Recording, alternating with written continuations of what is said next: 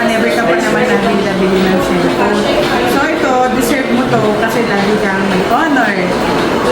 Hindi honor yung binila. Samsung to kasi mas maganda yung Samsung para sa games mo. Tapos syempre, magkakaroon ka na lagi ng GC kasi sa school mo. So ito yung gift namin sa ni Daddy.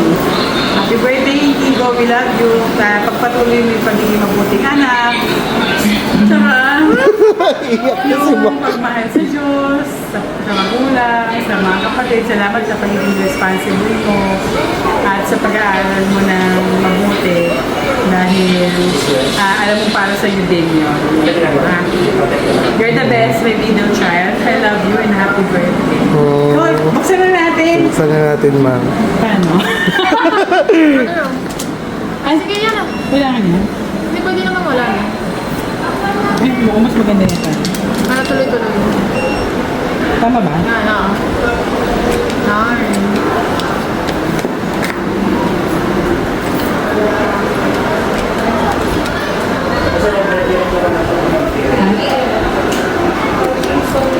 Sinigo kasi yan, yung anak ng lagi ng second hand naman ako.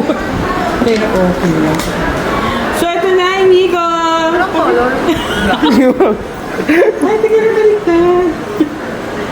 Ayan ba, ganyan? Wow! Kaso ayoko siyang tanggalin sa ganun. Okay lang yun. Oh, sige, ma'am. Kasi siya sana yung magaganon-ganon. Warranty naman po yan. Tignan lang natin kung may gas-gas, ma'am. Paano? Yan na. Check lang Okay natin. na, wala naman. Ito kasi, ma'am. Sige, Ano mas mataas? Hindi na natin tatry yung charging, ma'am. Ayoko nga, no? Kung Sige. gaga. Ibalik ko na lang yung ano, ma'am, ulit. Kasi hindi na Yan. siya madikit na. Oh, basta, hindi ko ubuhusan to echos. Sige na. We love you. Happy birthday. Bye. Love you.